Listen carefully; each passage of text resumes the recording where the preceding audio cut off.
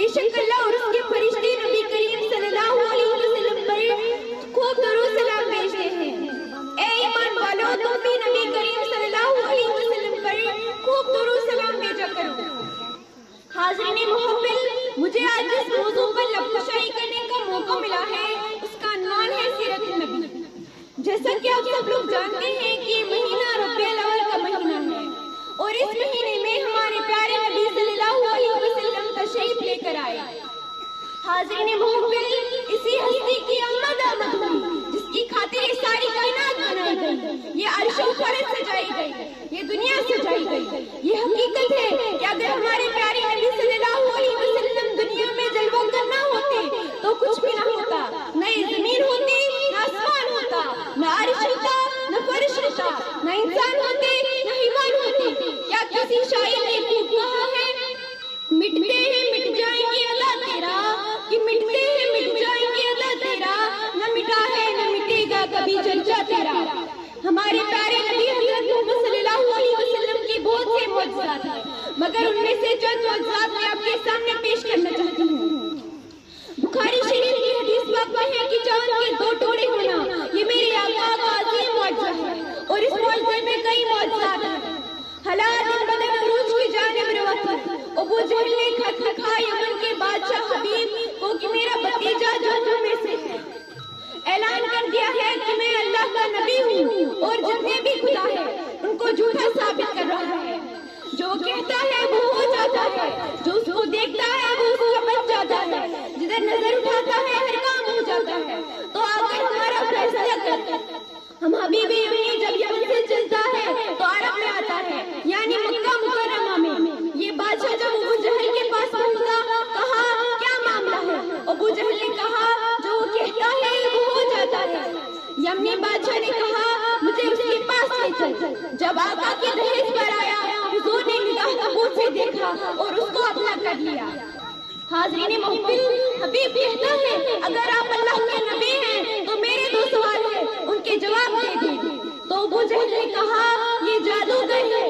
یمنی بادشاہ نے کہا اگر یہ جادوگر ہے تو ان کا جادو زمین پر تو چل سکتا ہے مگر آسمان پر نہیں۔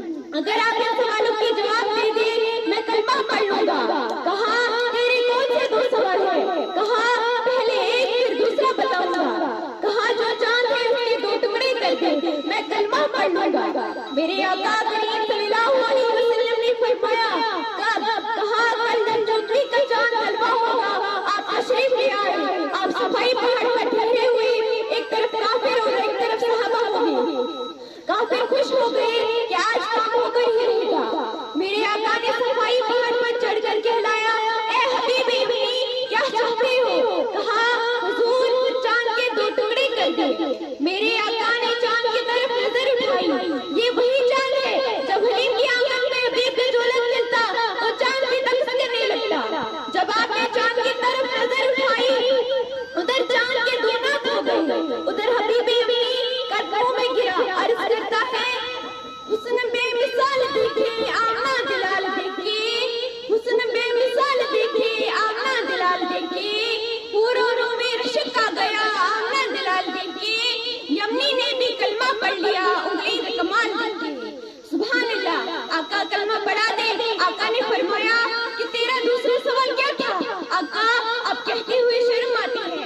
میرے حضور نے اسے سینے سے لگایا، کہا حبیب بتا تو صحیح تیرا دوسرا سوال کیا تھا؟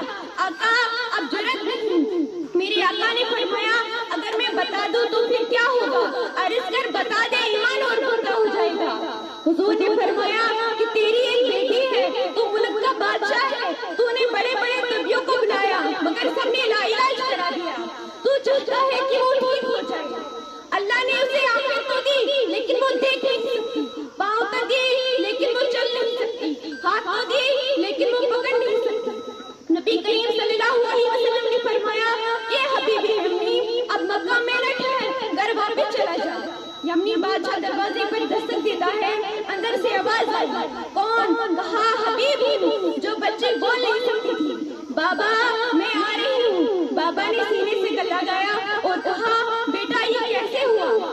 بیٹی بڑا خوبصورت جواب دیتی ہے، بیٹی کہتی ہے بابا چوتھی رات کا چاند تھا کیا سہانی رات تھی فرشتوں کی بارات تھی لب پہ سب کی نات تھا بابا چاند اولاد ہوا پھر وہ مست ہوا جھومتا ہی جھومتا شاید ہی کسی کو چومتا آ گیا وہ گھر میرے ٹھہر گیا وہ سر میرے بیٹی کیا تھا کہا وہ ایک نور تھا بابا نور ہی نور تھا گھر ہمارا اصل تھا بابا چاند میں نور تھا اس میں کوئی نور تھا ارے بابا یمنی سب حیران تھے چہرے سب پریشان تھے بابا پوچھتا ہے بیٹا تو نے غور سے تو دیکھا جو چاند کے اس نور میں تھا وہ کون تھا سوچ کے کہتے ہیں بابا آپ آنکھیں انسان پہ کی صفاف تھا بابا چاند میں تو داغ تھا مگر ان کا چہرہ صاف تھا کہا بیٹا پھر کیا ہوا کہا جدھر جدھر نظر پڑی نظر نہ گیا